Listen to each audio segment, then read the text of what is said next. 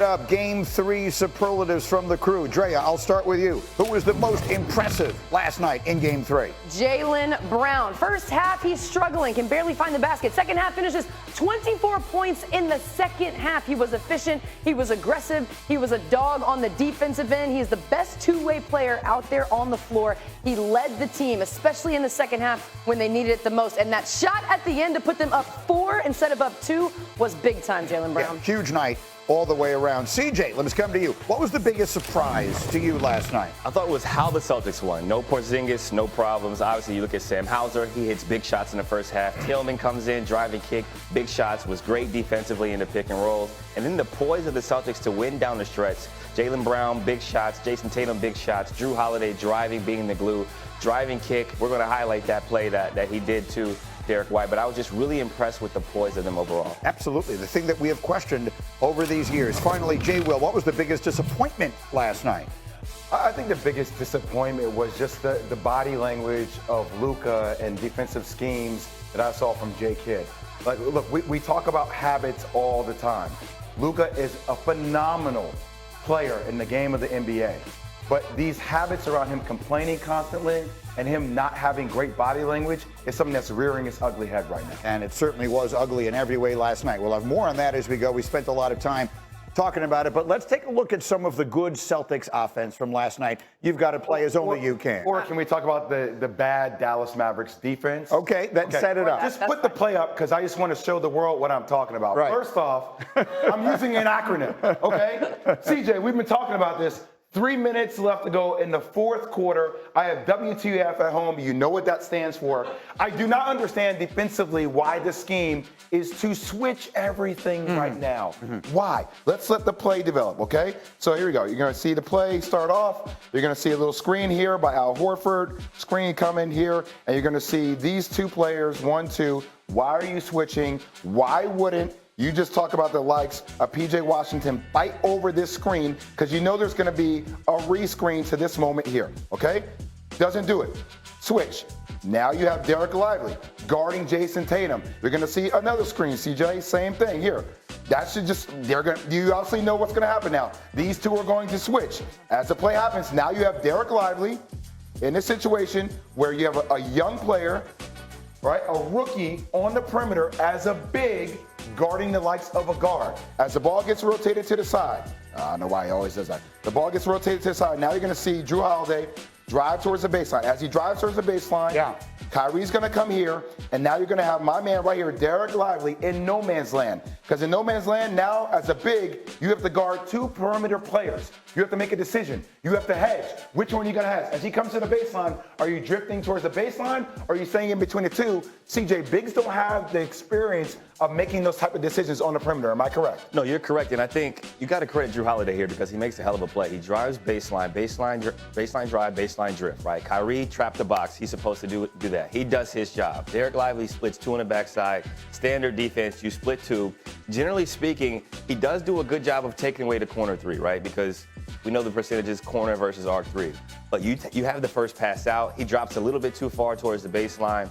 Drew makes a no-look pass, and he manipulates this guy with his eyes. He looks to the corner, throws the left-hand dime on the money, and that's why Drew Holiday has made $300 million in his career and why he has 2 championships. The pass by JH is phenomenal with the left hand, but also for Derek Lively, I know you're taking away the corner 3, but still, like, there should be a little bit of a hedge, right? A guard would give you a little bit of one of these to try to make you force into a decision, and he goes into the corner. It's like defensive schemes down the stretch. I mean, that's a critical play. Yep. So it leads to, I know we're going to talk a lot about Luka and bad habits, body language, complaint to the refs, but also defensively scheming-wise down the stretch, why are you switching 1 through 5? Well, that's an outstanding look by you because most of us, including me, what we saw on that play was what a pass from Drew Holiday. But what you're telling us is that there are defensive mistakes that are being made here, or at least a strategy that does not wind up working that sets up the open. And I'll give you one other one because, look, I still think you have Jason Kidd in his first NBA Finals, right? Like when the Mavs are on a run, I don't know why he calls a timeout to stop the run.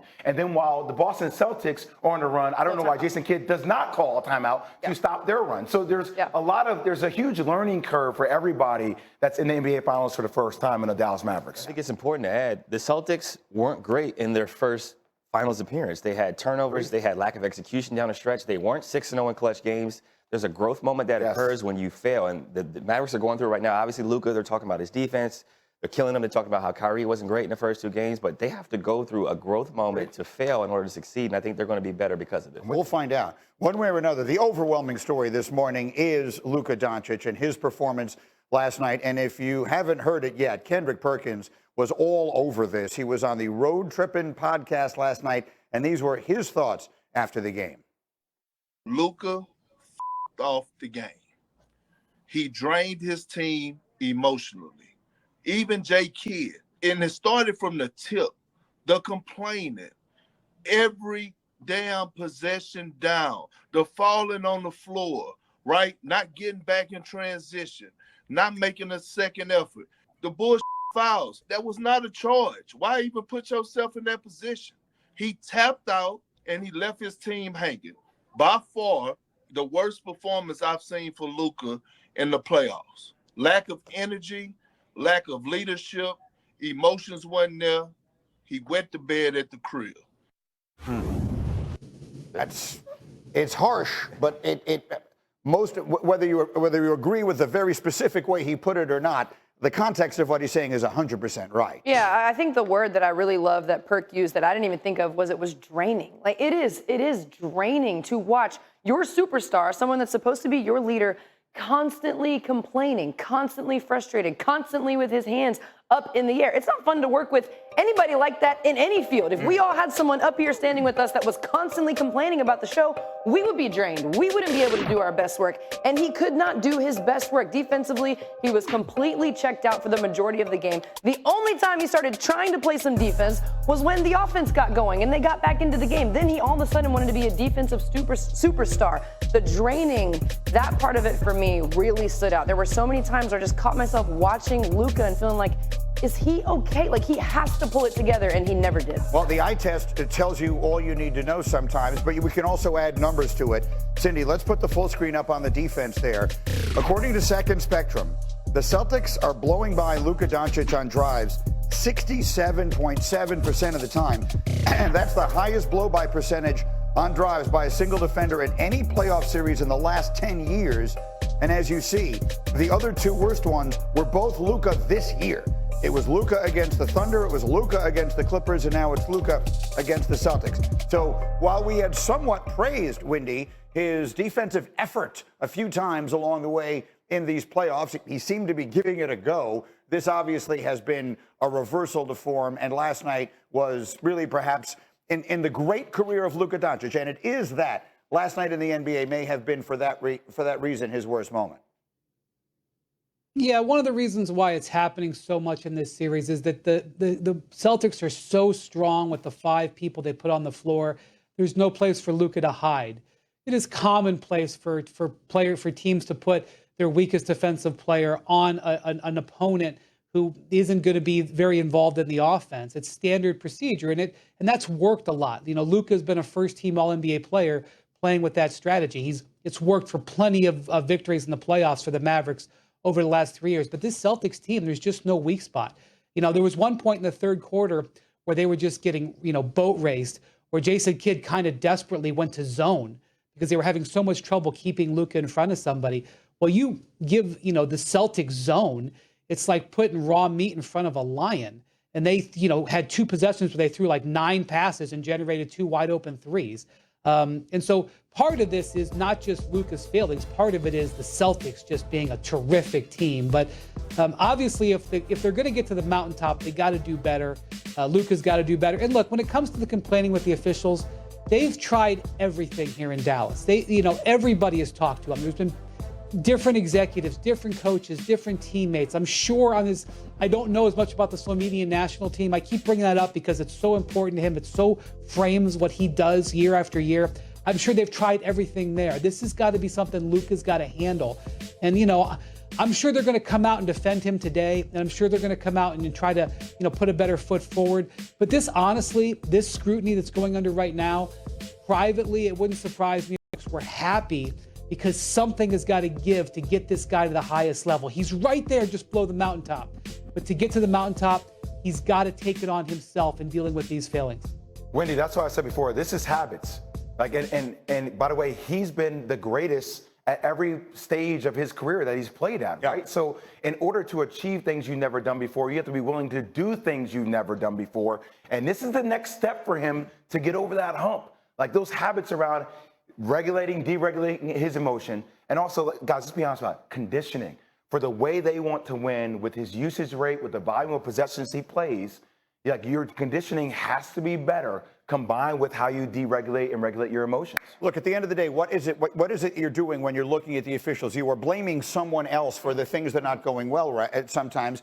And the really successful people, a very smart person once told me, the most successful people, when things don't go the way you want them to, start by asking, what did I get wrong? And maybe that's what he will do. I think it is a real possibility that when this series is over and he's absorbing all of it, if he looks in the mirror and says, what part of this was my fault, this could, to Wendy's point, wind up being a good thing for him. We heard the two leaders on Boston's side do that for Boston. When Jason Tatum, when we played this down, and he said, hey, we can work to get a great shot. We don't need to settle for a three. And then he paused and he said, myself included. And then Jaylen Brown said, hey, this is time where we graduate. That accountability from both of those players is huge. For Luka, too, when you talk about fatigue, when you talk about conditioning, we also have to take into account that he's hurting, right? Physically, we know he's been banged up. When you're hurting, when you're tired, when things aren't going your way, that's when you have to be sharper. That's when you have to fine tune. That's when every detail matters. And he completely lost his attention to detail throughout the game. Yeah, he is getting numbing injections for a thoracic contusion as this goes on, which, you know, we can sort of slough that off and say, well, this is what professional athletes do. Obviously, that is going to be a factor in how he's going. But at the end of the day, in the NBA Finals, there's no room for excuses or of any kind, right? You're out there, you've got to do everything you can, and you cannot give your team the kind of effort that he gave it last night. Well, you know, CJ, when we talk about conditioning, it's not just physical conditioning, it's conditioning of the mind as well. Like to play through those challenges and not to lose yourself in the emotions, but refocus back on the moment of the game.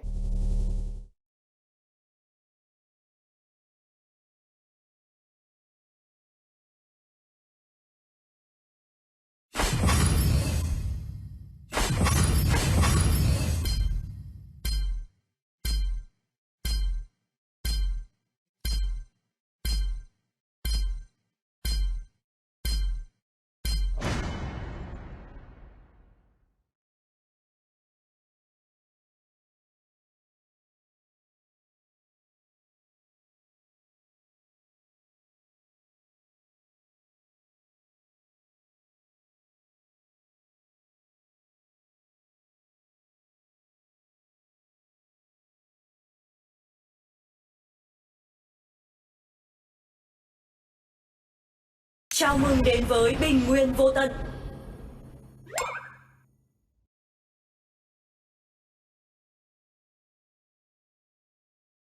Cả đội xông lên.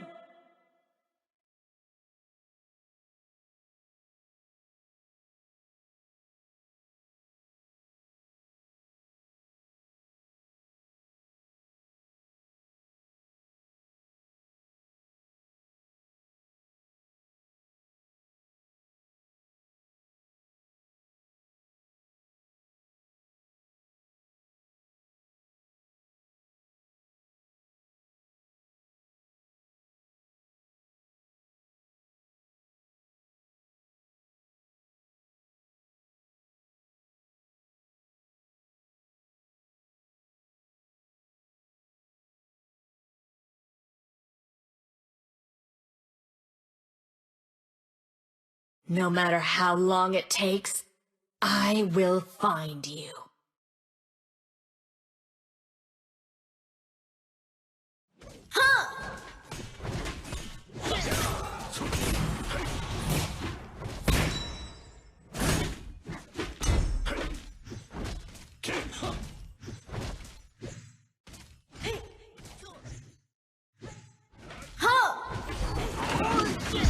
First blood!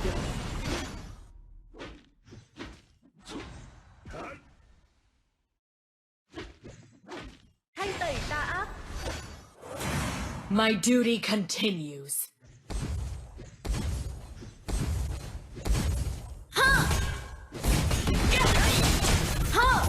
You have defeated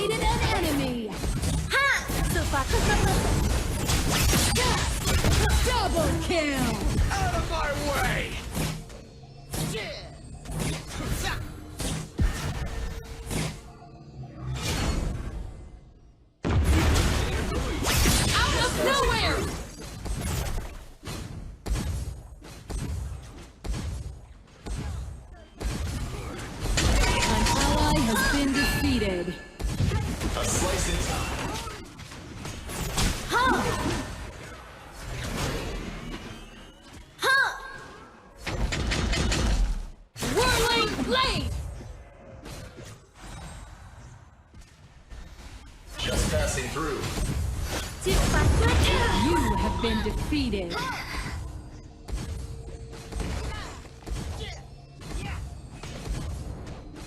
Your tower has been destroyed.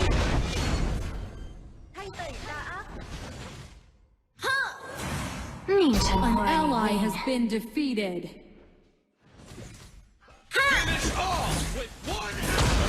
Enemy double kill.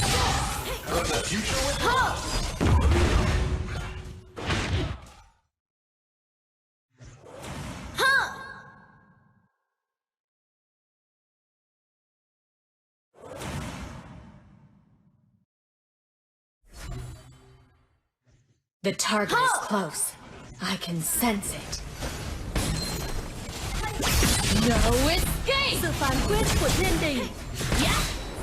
You have defeated an enemy.